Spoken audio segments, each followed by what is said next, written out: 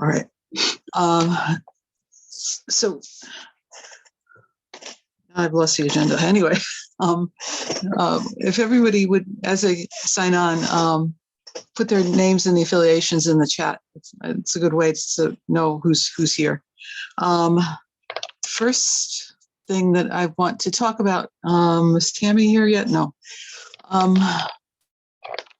There was a group from Gaynor McCowan High School. This is from Laura F. Leto. She has a day of service every year. We have our students volunteer in some way on Staten Island. I was wondering if there were any opportunities to help your organizations on that day. This year will be Friday, October 21st. The group usually consists of 2 to 3 adults with a class of about 30 students, ages 14 to 18. You can put them to work in any way you need for as long as you need, between the hours of 9 a.m. and 2 p.m. So Tammy is organizing that so we can, if you're interested, if you can use somebody, you can email Hunger on Staten Island at gmail.com or Tammy directly. But we'll get her the information and she'll get in touch with Lauren. Then another announcement was Gotham Food Pantry. They have, they're setting up a program to collect food from supermarkets and restaurants. And I've attached the flyer to the last email that I sent out, last e-blast. But he also, Doug Silver also says he might have a large food rescue on the 9th at the Staten Island Half Marathon, which starts, I guess, at the St. George's Ferry Terminal. And it's 4 to 10 double stacked pallets containing bags with water, Gatorade, apple, pretzels, and an energy bar. And if there's anybody's interested, you can write to him, and he will even pay for U-Haul rental if that's a problem. If you can take it, he'll help you get it. So again, I guess write to him at fooddonations@gothamfoodpantry.org. Food donations at gothamfoodpantry.org. I'll put that in the chat.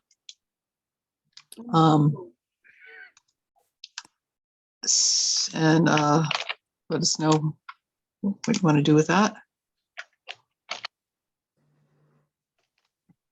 Okay. And then there was another announcement.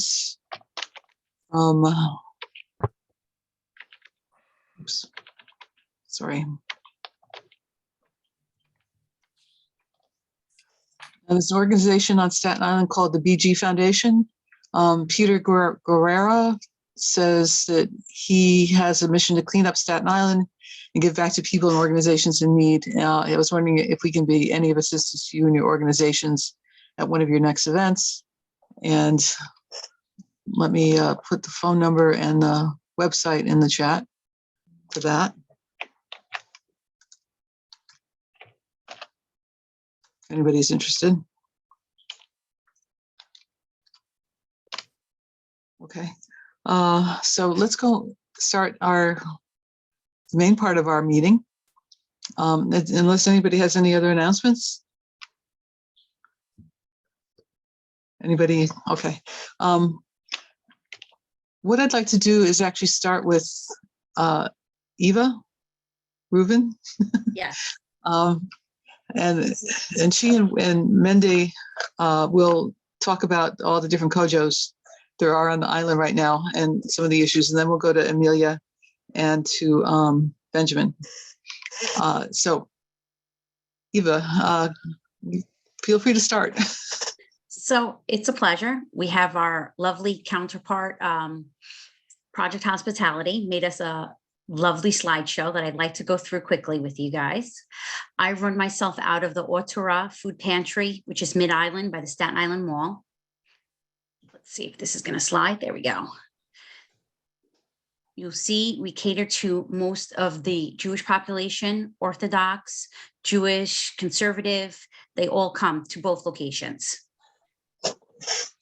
These photos you'll see were from the JCC. This was the past distribution for the Hasidic community, run out of the Bell Shul. I myself have been running, this is our third year that we did a holiday distribution. We catered to over 300 families in our neighborhood. That does not include the numbers out of the Bell Shul. As you can see, we've been around for a while. Hold on. It's not sliding so well. Okay, there we go. In the Heartland Village neighborhood that I take care of, I try to run it bi-monthly besides the high holidays. My target demographic are seniors. I have a lot of couples that are on fixed incomes, budgets, you name it, on Social Security. It's not enough. The kosher food's very expensive, and it's tough to see people my parents' age panicking. I could slide you over so we could see the photos of the Hasidic community. The Hasidic community usually caters to the younger families that they've moved from Brooklyn. They have anywhere from 4 to 12 kids. It's large families. It's one income, and usually the mom is taking care of the kids. It's very difficult. They need all the help that they can get. I'm sure, Mendy, you have more to add to this. Doing a good job. There's the Hasidic pictures. Most of the ones around the Bell Shul, they're a walk up, because most of the moms come with the strollers to put it in the strollers. If we have it at the JCC, usually they have to wait till later when the vans can come and pick everything up. My distribution is a drive-by. Most of the seniors that do pick up are not willing to go out of my neighborhood. If they go out maybe as far as Manor Heights, New Springville, this is where they're going. We've had some issues in the past where they needed some stuff. They were not willing to leave the neighborhoods to drive. Let's see if I can get you to slide more. There we go. As we could see, we started at Young Israel. Let's see if we can get me forward. As you can already see from some of these photos, it is specialized food. Most 99% of the families that are taking keep kosher. They want the kosher food, they need the kosher food, and they cannot afford the prices. If we think prices have gone up in regular food, kosher is probably triple or quadruple. That's my location. I'm on Rockland Avenue in Marymount, down the block from PS 69.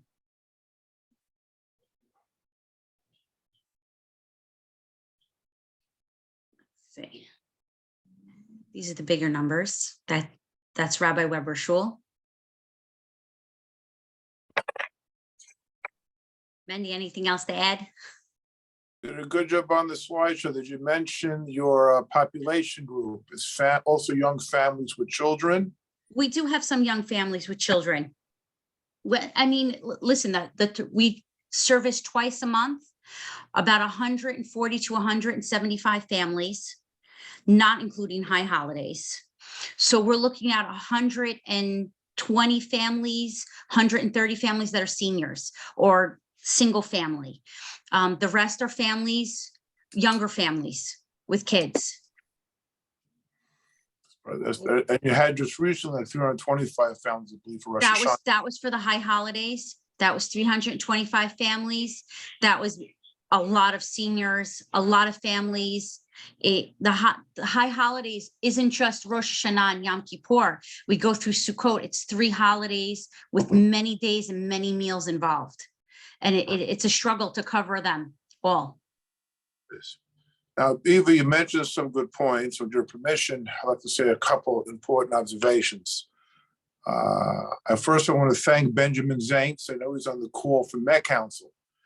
The beautiful thing with Met Council is, and I wish we had Met Council was even bigger than they are, is that the Heimish food, lack of a better expression, the food that the more ultra-Orthodox or the more Hasidic population consider kosher, their type of food is not easily available. It's thanks to Met Council and its hard work and advocacy it does. And I know the Assemblyman Cusick designated $1.2 million recently. Kojo pushed for it very strongly because we believe in Met Council's mission that the Met Council citywide answers the clarion call.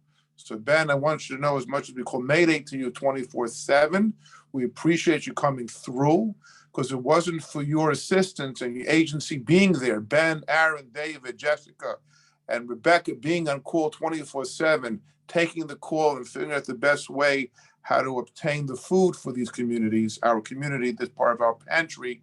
I'm frightened to think how hungry people would have been. So the big deal is there's kosher items that these communities will only eat, they can access. And there are other items we cannot access the regular food pantries through City Harvest or through Food Bank. They help get it for us. So I want to thank Ben from the bottom of my heart. I will say it publicly as much as I have to say it. I can be frightened to believe what would happen if there wouldn't be a Met Council answering this important food need. I also want to comment that I was very happy this year on several occasions, including a Rosh Hashanah, which is a special market, a special pantry need.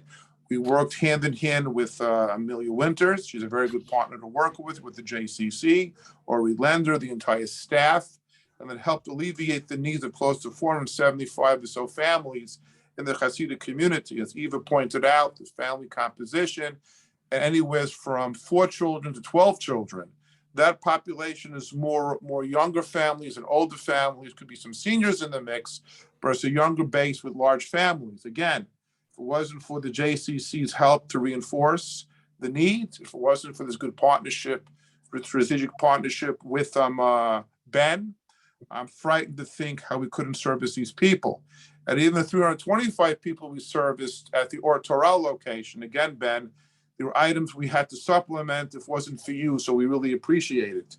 What COVID showed us, the most important thing, there are people who were embarrassed prior to COVID to go out to a food pantry. They were shamed. It goes back to a deep concept where they want TFAP cards to be written out, people's composition, and that's sort of frightening. But be it as it is, by COVID, we allowed people to come. And the many proud people that became comfortable with the Or Torah location, the Hasidic communities where it was station managers, where they use a hub and they bring to their individual congregations. And every congregation has a gabbai, like a deacon in charge, who goes around divvying up the food per family. So they have their own unique, respectful way to distribute it. By the Or Torah location, the 150, 60 families that come, sometimes 200 families depending on the week. We all know each other. We work in a very friendly, respectful manner. So what COVID showed us the big need out there, and because of COVID, we're addressing it. Now, I foolishly believe that COVID would leave, the vaccine would come, the world will come back to transition back to normal. But unfortunately, inflation kicked in. Again, Ben, we need a Met Council does a wonderful job, and I'm frightened. If it wasn't for all the food you gave us last year on a monthly basis, for the distribution by the Hasidic community through Bells or the regular kosher consumer through Or Torah, we would have fallen short. So that means a lot by what Met Council is doing and the partnership we work together with the JCC. Another note that I want to make what poverty showed us, that we knew many cases. I remember Gloria Novoa, who's the great director of volunteers who works with Perry. And I saw it with my own eyes going up to a zip code in Staten Island, where the house looked kind of fancy. Unfortunately, the widow in the house, she lost a lot of money on the stock market. Her husband didn't receive a COLA, and when he passed on, during COVID, the pension terminated because he received the highest amount in pension and didn't expect to pass away, leaving something for his spouse in case she would outlive him. They made a financial decision that didn't work in their favor. But be it as it may, when you went up over there and you saw the woman couldn't pay her phone bill, and let alone she got the food package that alleviated her, it taught a very important lesson, that poverty finds itself in all communities, in all classes. Just because somebody at one point in their life lived a life of more comfortable than they are now, circumstances change. And we should not judge somebody when they come to a pantry, how they dress or what they drive in. They can own a car, or have a car, or have clothing from a more affluent time in their life. and it showed us what the real scary need is. I know that last week they had a Met Council, David Greenfield, when it was in Washington, discussing poverty needs. So I'm very proud of that. You know, COJO and PH participated as a preliminary fact finding for that mission. And all I ask is that, Ben, you should become stronger. You should get financially stronger. You should be physically stronger and have the fortitude to continue what you're doing. COJO, PH, all of us, and JCC, all of us speak for United Front, want to work together, build this partnership further, and eradicate this disease called poverty once and for all. Thank you so much. Thank you, Mindy. So Ben, do you want to talk, and then Amelia? I mean, tell us what you're doing. Sure. I'll let Mindy, thank you for the kind words. I'll let Amelia speak, and then I'll speak after. Okay. I also think that makes sense because Ben and Met Council is a huge partner of ours as well. So I want to, underscore and repeat many of the things both Eva and Mindy stated about our partnership with Met Council, and how supportive they always are and have been. And so we're very thankful for that. So I would kind of characterize the everyday pantry recipient of the JCC's Kosher Food Pantry as a less observant Jewish individual. I would say they're more from a yeshivish community or conservative community, and less so from the Hasidic community that both Eva and Mindy mentioned. So these are individuals who feel comfortable coming to our pantry, making appointments, and receiving the kosher food there. And they don't need that higher level of kashrut or the hamisha food, as Mindy mentioned. And we're serving quite a few individuals in this capacity. And in addition to that, we're serving a lot of senior adults specifically. So these are individuals we're capturing through our older adult center networks and our caregivers programs, as well as Holocaust survivors. We're seeing, again, as Mindy and Eva mentioned, a large increase in need for food in the older adult population, also because of food prices. I'm a family of 4. I can't leave the grocery store for less than $500. It's just not possible. Thank God that I'm able to do that. But I know so many families who are not. We've also been very thankful to partner with PH and COJO and Eva's group over at Otoraz, she noted in the pictures, to do our large scale distributions. So we did just have the Rosh Hashanah distribution, which we were able to contribute to service the Bells community. We made a delivery for Sukkot yesterday to the Eltingville community, which is a yeshivish community. And so we're able to do some smaller scale distributions to the more religious communities, but I would say primarily our everyday appointments, of which there are many, is what we really focus on. We also have a new pilot program with DoorDash.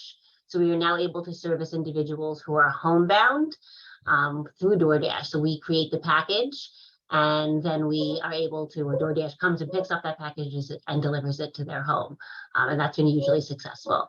We are working closely with both UJA and Met Council to be launching our digital pantry.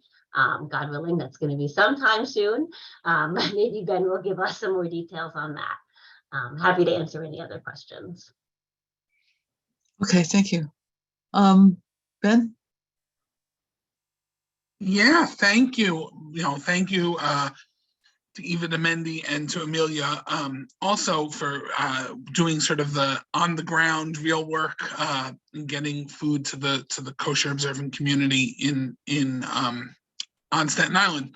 So my name is Ben Zients. I work I'm the agency relations senior manager for Met Council on Jewish Poverty. Met Council works with pantries all throughout New York City and beyond to provide kosher and halal emergency food to communities. Specifically, we've worked very closely with both the JCC and with COJO to sort of work to provide those pantries with emergency food. Just to give you a little sense, in the past year, in fiscal year 2020, Met Council sent over 970,000 pounds worth of kosher food to Staten Island. That reached over 136,000 clients, serving over a dozen sites, including COJOs and JCCs and others. Some large scale, some smaller scale, everything from a small program with 15, 20 families to obviously the large scale programs that both the JCC and COJO do. One of the things that we've, and Mindy mentioned this earlier, one of the things that we've really sort of highlighted in the past few years since the pandemic has been working with the really growing ultra Orthodox population on the island, who has special dietary needs, large families, other big expenses, and quite frankly, the big problem is that government resources are not equipped to handle serving the ultra-Orthodox community. They don't have product that meets their religious dietary needs. They don't have often do not have culturally appropriate product. Nourish New York, for example, has been a real boom because we were able to buy the dairy and eggs that are appropriate for those communities, but TFAP and EFAP or CFC have historically not been enough to support the communities that have been really growing, and statistics showing sort of a huge spike in the ultra-Orthodox population of Staten Island. So that has been a real challenge. And as I said, we work with pantries big and small to do capacity growth, compliance, and sort of help pantries sort of utilize their government resources to the best possibility. As Amelia did mention, Met Council has recently piloted with DoorDash, and it's an excellent program that DoorDash has called Project Dash, where within a certain radius, I believe is roughly 10 miles, and not over bridges or tunnels, will deliver a package to a person who's unable to access the pantry. So that has been a really big boom for a lot of our communities. Met Council also has piloted our digital pantry program, which operates like a Fresh Direct, where clients are able to order remotely and place an order, and then the pantry fulfills it. We are currently in the stages of developing our new system, and the JCC is going to be the first partner onto the new system when that gets developed. And Met Council also has a mobile food pantry, which reaches to neighborhoods and communities that that have a kosher or halal need, but can't necessarily support a brick and mortar food pantry.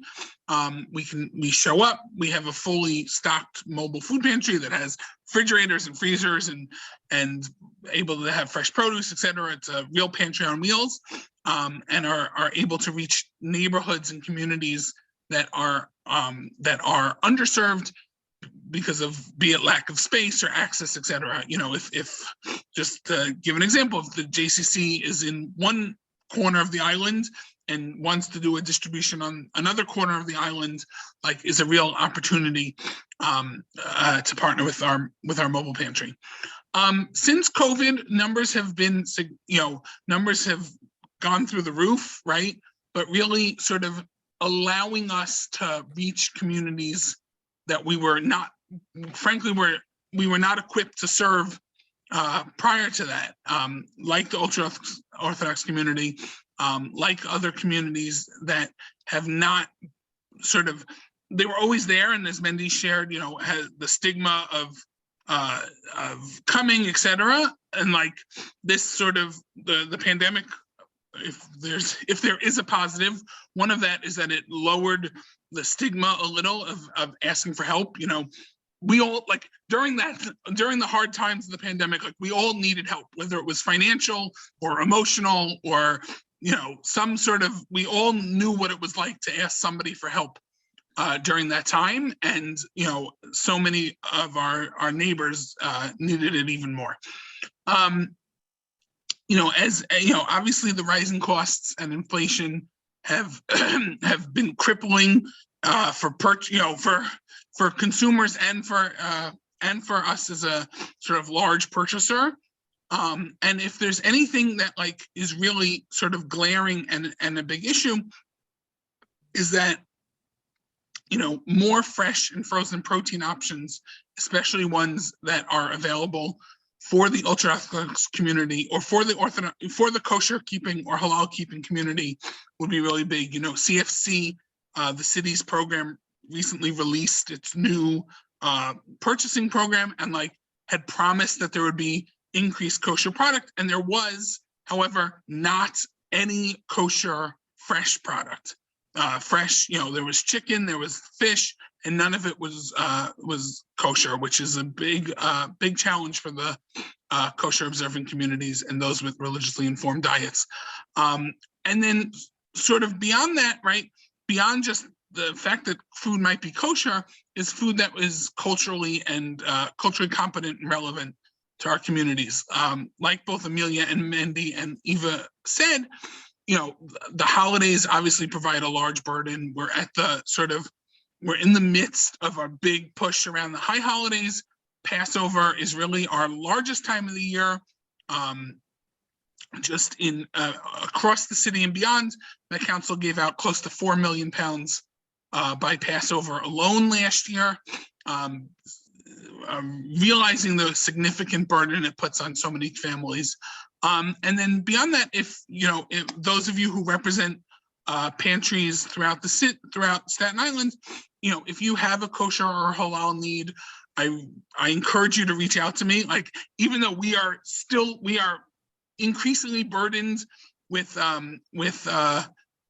you know, as I said, raising cost inflations and sort of some of the COVID, you know, benefits, some of the boons of funding have died down. We still want to know where the need is and how we can help meet the need. So we encourage you to reach out to us. Thank you, Susan. Thank you. I think you might have said, I just want to ask again, the numbers have not gone down after COVID. No. Have they risen, or has it just been sort of consistent? They've gone up.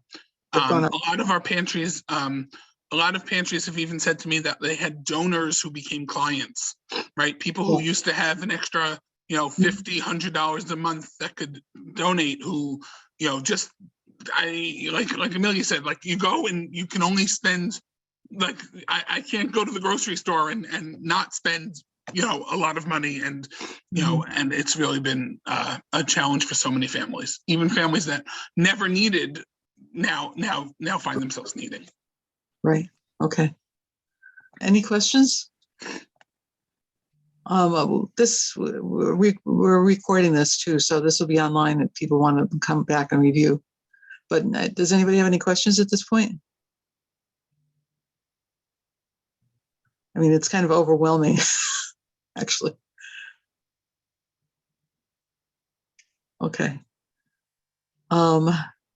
Well, thank you all. And let's go on to Laura Jean. You had a very important question you wanted to ask. And, you know, maybe this adds to what you want to find out more about. Yeah, thanks, Susan. I'm Laura Jean Waters. I'm the executive director of the Staten Island Foundation. And annually, we make a grant to both City Harvest and Food Bank. And when I speak to them about what the organization's needs are, often I'm talking to their development staff, who are charged with raising X amount of dollars for, you know, X amount of programs. But it occurs to me when I'm speaking to them that the folks who are, you know, responsible for raising funds for those organizations, for those programs, may not necessarily have the best information about how Staten Island is doing. And for the Staten Island Foundation, that's what our priority is, to make sure that the limited resources that we have are invested in the best way for the residents of Staten Island. And so I asked Susan if I could have some time to, speak to any of you who are on this call, who are the grassroots organizations in touch with the folks in need. And so if you're able to give me some feedback on how you all work with Food Bank and or City Harvest, to see how those two major organizations can serve you all the best. So does anybody have any thoughts? How are things going with your relationships with City Harvest and Food Bank? Are there things that you wish to be able to talk to them and ask for? So currently the JCC doesn't have funding that we can use with City Harvest, and City Harvest does not have a wide range of kosher food available to us. So we work closely with City Harvest for our non-kosher program. So I supervise the NORC program at our older adult center in Stapleton. And that's how we leverage our relationship with City Harvest there, but we're really not able to bring food in from City Harvest to our kosher food pantry. Do they have that availability for any other places in New York City? I don't know the answer to that, I'm sorry. Reverend Troya actually had something she wanted to share. I'm putting you up to the mic now. Hi, I hope you can hear me. So I just want to, first I want to give great acknowledgement to City Harvest, who, and I'm speaking as the volunteer who manages the food relations for the Kojo Igud pantry. So I'm not talking as the director or whatever I am at Project Hospitality. And so I have those direct relationships, and City Harvest has really bent over backwards to continue giving us produce for the Kojo pantry. Sometimes now things have slacked down in produce, and there's tremendous transportation costs, both from bringing in stuff from across the United States, as well as transportation costs just within New York City. So we've worked out a deal where we can go to Brooklyn and we can pick up 3 to 4 pallets a week of vegetables. So that is really great. And then we drop them off at different points in the Jewish community at different locations where then families can come and get the produce. So they have been champions throughout the COVID struggle. Also, what Food Bank has done is Food Bank has worked really hard to make available pallets and pallets of OU and Star K and other kosher certifications for fish like salmon, canned tuna, vegetables, peanut butter, things like that, tomato sauce, which is really important. So they've actually gone the extra mile to give us extra food, and they are working with us now to onboard particularly distributors of meat and fish that meet the Haimisha standard for certification that you cannot get normally through Food Bank. So we've given them the names of distributors and names of companies, and they're working on onboarding them through their process so that we can use purchasing power in HIPNAP, for example, or EFSG to get those products that Food Bank wouldn't normally have. So they are bending over backwards. I can't stress that enough. And the same with Met Council. Met Council has been extremely gracious in trying to get us the special certification that we need for the ultra-Orthodox and the Hasidic communities. I mean, the issue is this: you can't get this stuff as surplus food. You can't get this stuff as bulk food at a reasonable cost. This is expensive stuff, and so you're paying for it, and you wouldn't necessarily be paying, for example, for TFAP food that's coming in. This is not TFAP food. It's not EFAP food. It's food that you have to pay for, so and it's expensive. And I just want to also acknowledge the JCC. You know, we just didn't have enough protein to meet all of the family needs for Rosh Hashanah, and the JCC made a $12,000 donation of eggs. And Met Council made a big donation of eggs, and with that, we were able to give eggs to every family. That was huge. We didn't have enough chicken, we didn't have any fish, but we had eggs, and so it's everybody working together, which is different. It's, you know, in the non-kosher world, you know, we all do our own thing, and we can get food. You know, maybe not the top quality, but in the kosher world, and especially in the Heimische world, we really have to work hard at achieving the amounts of protein that people need. The other issue is Nourish New York, which is a huge amount of money that has come into many of our pantries as a result of legislation that Mike Cusick really spearheaded along with others. And the problem there is that we can't seem to get the certified chickens that we need approved through Nourish New York. You know, we can't import chickens from Jersey with Nourish New York money.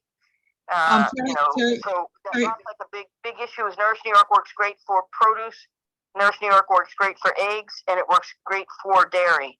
Oh, But I think someone's asking a question. yeah, Jerry? Hold on a minute. I think Laura Jean was asking sort of in general about food bank and city harvest, not kosher, although that's important. Was there anything- understood. I'm shutting up. I'm sorry? Oh, Terry just said she misunderstood, and she's here to help answer your questions.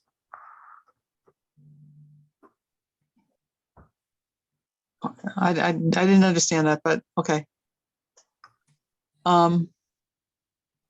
Chris, you were going to say something. Yes, hi. Yeah, City Harvest is great overall. One of the problems with them is though that they only come to Staten Island twice a month, really. I mean, you can make other arrangements to pick up, but we're just like an auxiliary pantry for them. So we pick up more or less what's left over from their 2 pantry days that they service here. So, you know, the one day works well since it's a Tuesday, so I get to pick up from them. You know, it would obviously be a lot better if we could get access to the fresh fruits and vegetables, you know, more than once a month. And unfortunately, you know, to store them is the issue really, because you need specialized storage for that. And that I don't have, not for fresh goods like that. So that is a little difficult, but overall they do a great job, and they are, you know, are always welcoming. And with Food Bank, we buy a great deal of our food from the Food Bank. So overall, they're pretty good. They have some, you know, system problems from here and there too. Again, you know, they've limited how often they're coming to Staten Island now, mainly because of costs. So, you know, the more people who are doing business with them, then it can increase. But maybe we also need to, anybody else who's dealing with them directly, I know the Salvation Army is. Maybe we need to, you know, just put a little more pressure on them to be a little more accommodating on deliveries, etc. So we might want to have a discussion about that. You know, who's actually getting from the food bank. Right. Sure. And also what's interesting is their website. The website for food bank says that they're not taking any new Staten Island accounts. Yeah, which was, And actually, it's not just. Sorry they- about that. We got disconnected. Yes. Well, there's a recording, so you'll get what Chris said. I'll just chime in also. City Harvest and Food Bank are amazing partners, and I don't want to take away, you know, the major contributions that they give to. I think all of us on the call who access from Food Bank and City Harvest can share that they're really great partners.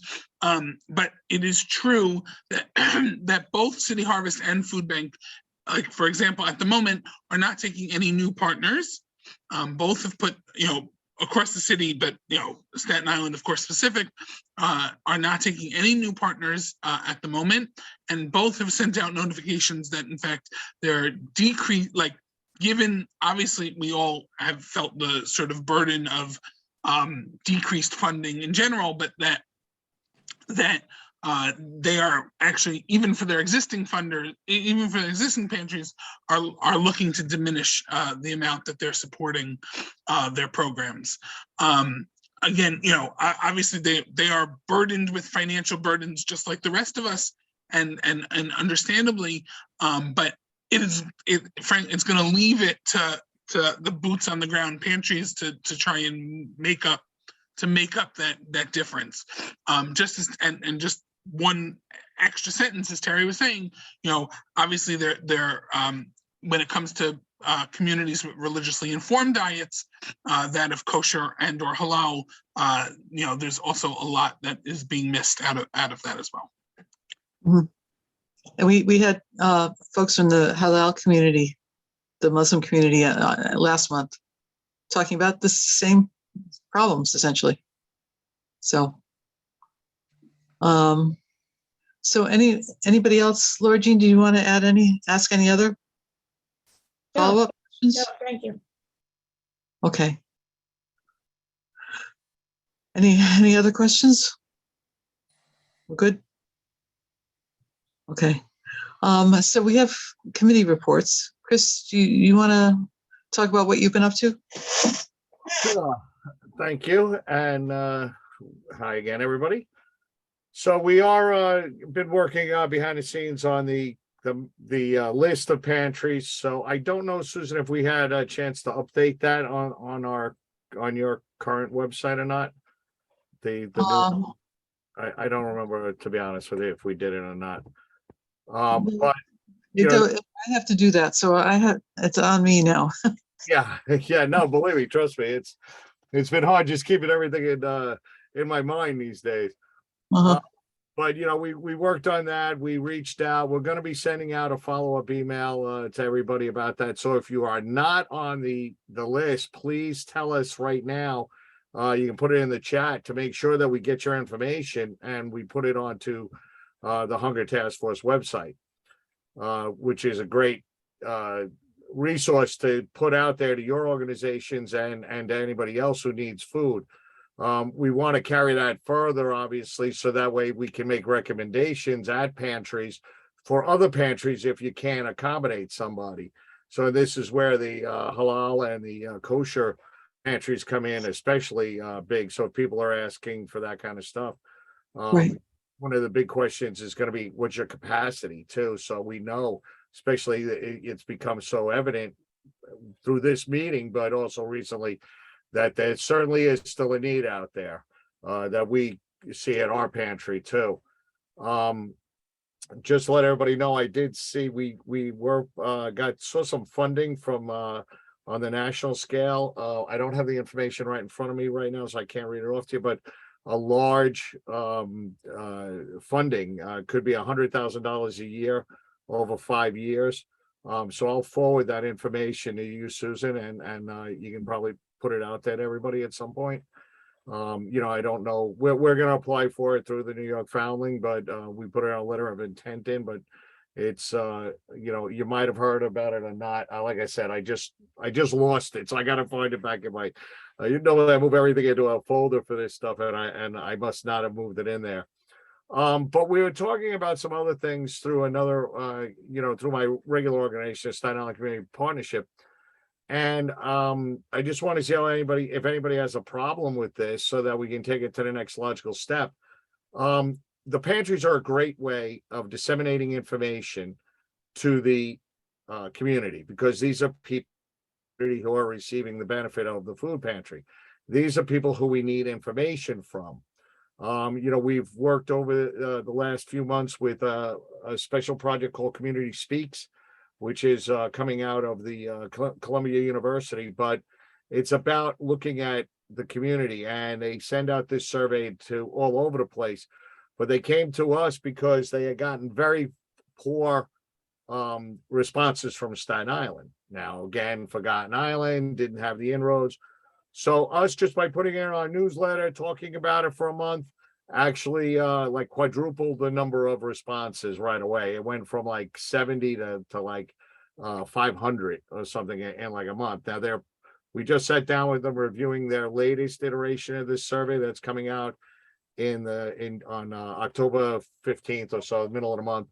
And we'll be, talking about it again. But I thought that it would be a great idea that we have started doing at my own pantry, is that we would actually hand out a flyer for it, and to also even have some of the staff available where they, on iPads, they could actually take the survey right then and there. So we want to carry that through. And then it dawned on me that we can actually disseminate much more information about things that are topical and at the pantries. So using initially the ambassadors I hire, I want to see if it's okay with you guys that if we were to send somebody down to your pantry to hand out flyers, to possibly sign people up for certain things. Obviously, we'll let you know what it was beforehand, so that if there was any political, obviously nothing political, but if there was any religious or other kind of implications that we missed, obviously we want these things to be something that really helps the community and the individuals in the community. Does anybody see a problem with us doing this? And then we could take it to the next logical step to create, maybe, I know that we have that organization who has all those kids, young people who want to help out. Right, So yeah. perfect things for them to do. Just opening it up for feedback. Anybody have any issues, problems, concerns with that? It sounds like a good idea. Just have to figure out exactly how to do it. Yeah, I got the motors running, so I'll come up with something by within another couple of days that I'll present to you, Susan, and then we can send it out to the group. Okay, excellent. Okay. And Staten Island Partnership for Community Wellness also has another flyer that they've been working on that needs to be distributed. There you I go. think there's quite a few things out there that have to be, addressed, sent out. Exactly. And the newsletters are good, but a lot of times they don't get into the, our resource guides don't get into people's hands directly. So No. we want to try to increase that visibility. What we did with Community Speaks, just so you know, was we actually walked the neighborhood with them and talked to people right on the street and gave them the thing and had iPads available. So I just took that, kind of idea and moved it to the pantry level, because if between us all, we're probably feeding somewhere in a couple of thousand families every week here on Staten Island. So I know, we're doing, 250 different families every month and doing that twice a month. So it's 500 families right there that, for my pantry. So I can only assume that everybody else is doing, similar type numbers. Agreed. Okay. Is Terry? Oh, okay. Antoinette, I'll get to you in a second. Terry isn't still on, is she? Andrew? Yeah, Terry's here. She's just she's at the doctor. She's talking to the doctor. Do you want me to put her back on when she's done? I just wanted to know if she wanted to say anything about Food for All. Okay. Program. Hold on, let me check. I don't think she can hear me, but I will let her know. Okay, great. Sarah Dollinar and I have been working on a business plan for the Staten Island Hunger Task Force. So we're going to be following up on that in terms of governance. But so far we don't have anything to show you yet, but we will, I think, within a month. And then I guess Tammy's not on, but she's been handling, we get requests on the, on the Hungry on Staten Island Gmail email all the time, people saying that they've got volunteers, people who want to volunteer. So she's been handling all those requests. And at the beginning of the session, we talked about a high school that's got students who want to do some work for anybody. The not a Friday. JCC would love volunteers. We just recently lost a chunk. So we would love volunteers. So Okay, will Kojo, so will Kojo. huh? We always use extra hands. Yes. Hard heads. We always love having them. And not that you can be like a choosy about your volunteers, but if I could, it would be a very well able-bodied person. Yes. Well, this particular group are middle school kids. Well, anyway, I'll put it in the meeting notes. It's going to take me a while to put it in the chat. Okay. So I have a message here from Antoinette. We still have an issue not addressed. There are residents in the Mariner Harbor NYCHA houses in one of the buildings that have been without cooking gas since Labor Day. Reverend Terry has given some help. There is more needed. Does anybody have any suggestions on what to do about this? I mean, Jamila, I know that you were working on this project. What project is that? The Mariners Harbor building without gas. Can you? Yeah, only in the sense of, providing meals when we can. Right. Do you have a sense of what's going on there? No, not at that moment, only that they're still without. Right. Okay. The situation paper is sounds like- still the I same. can share what's going on. Okay. Tell So us. what's going on is that first there was a leakage in the pipes and there was a back and forth of who was supposed to be fixing it. After some patchwork by NYCHA, it was discovered after an inspection that there is piping needed to be done, meaning that they have to pull up the street and install all new pipings. From the street? Gas pipe, yes. So they have to, because the patchwork that NYCHA did was not sufficient and there was still leaks and it did not pass the city inspection. And so there are new pipes that need to be put down. So now we're waiting on permit. They're waiting on permits from the city and because they have to have the street dug up and they have to put down new pipings. So that is all out of our hands, right? But in the meanwhile, the residents are out of pocket with all their meals, hot meals, and that's where they are. They have had no cooking gas since Labor Day. Okay. Anybody have any ideas about sources for hot food? I know Samantha Telly at ShopRite had some ideas about, they have a lot of food, prepared food that they might be able to deliver. Is there a senior center in the area? And I only am asking this question because when the Stapleton houses had the same exact issue, I was contacted by DIFTA to provide meals, not just for the seniors, but for the younger than 60 residents as well. And they allowed us to take it from our meal budget of department, they just got senior meals. No, So there's I'm no wondering- senior center at Manus Harbor. And I'm very familiar with the situation in Stapleton, Yes, almost yeah. 9 months without Yep. cooking Yep. gas. But no, there is no senior center there, but it's 35 apartments, which include seniors and families with children. Is there any DYCD funded programs nearby? I don't know for sure. But I'm not Because- sure. There's UAU. Yeah, UAU? the UAU, yeah. That's so a program. they could, I don't want to speak for UAU, but the JCC has DYCD funding in our Cornerstone programs that could potentially be filtered to a meal program. Not necessarily a take-home meal, like we wouldn't be, again, I want to speak to UAU, but I could envision there being a meal program where people came to eat at the center.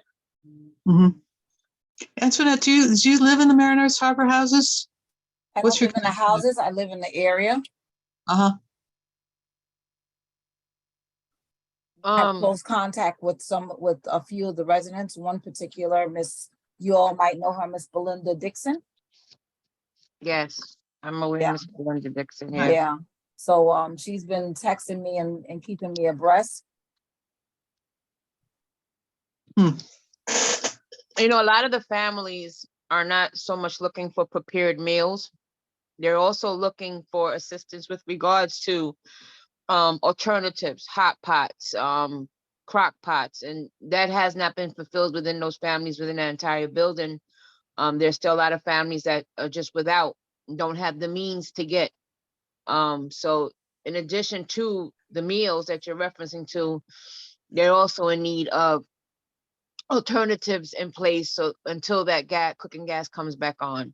Some of them don't even have a microwave. So, you know, hot pots, crock pots, pressure pots, or house or microwaves are also what's needed for them just the same, because contrary, some of them want to do their own cooking. They just don't have the capabilities right now to do so. I thought that the NYCHA was delivering crock pots and hot plates. Delivered hot plates.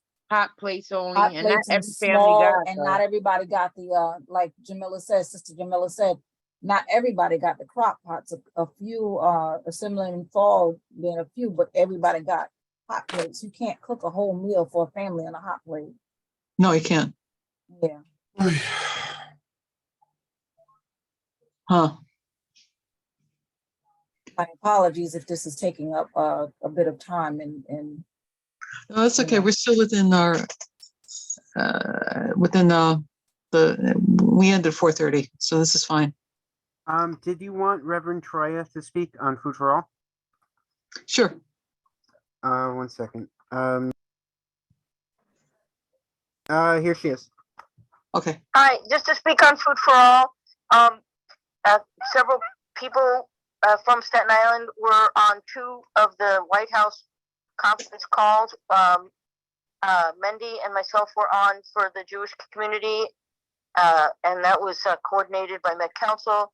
And then there was a conference call for people who had lived experience. So we had a couple of people from our food pantry participate in focus groups of people who had lived experience of hunger on Staten Island. The full text of the conference, which was held last week, should be available online, and I can try and do a summary for next month for everybody. Okay. Great. I'm just taking notes, sorry. All right, anything else from anybody? I just wanted to mention, my name didn't come up. I had trouble with my computer, but my name is Joe Magliacco. I had recently opened a food pantry on the corner of Richmond and Virginia Boulevard at Jacob's Well Food Pantry, we call it. We're currently serving about 40 families each week, and we are looking for resources as far as food, non-perishable food.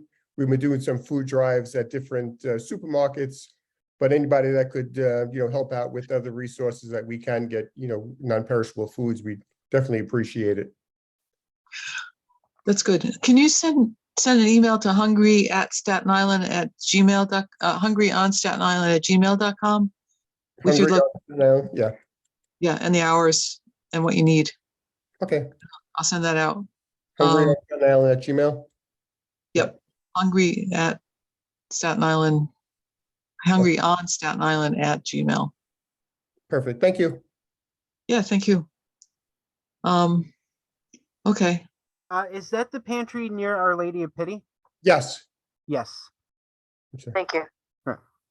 Yeah, we started up in May, and we've been growing ever since. And we're open once a week on Thursday mornings. That's an area that doesn't have very much in terms of free food. Really nothing around, but the people that we're getting are really from all over Staten Island. We do have some from the community, but we're getting people basically from the whole area, the whole Staten Island area. What time does it start on Thursdays? 10 to 12. 10 to 12? I'm there at 8, so if anybody wanted to stop by and speak, we'd definitely appreciate it. But yeah, we're right in the parking lot of the church. Do you need fresh produce? Fresh produce we could use, we use it that particular week. We don't really have any storage for it. They don't have storage for it, but they can use it. But if we have it, then we can bring it that morning. That would work perfect. That'd be great. Okay. Yeah. And Okay. that's every Thursday? That's every Thursday? Yes, every Thursday, 10 to 12. Okay, every Thursday, 10 to 12, he gets there around 8. Thank you. Correct. Thank you. Much appreciated. Thanks. Okay. And send me that email, so I'll put me on the website. Yep. And Chris can add you to his list. Appreciate it. Thank you. Yes. So thank you for all our speakers and everybody who joined in today. I hope this has been helpful. And look forward to seeing you again next month. Okay. Thank you. Have a good Thank day. you. And have a good day. Have a good day. Thank you. Bye-bye. Bye. Well.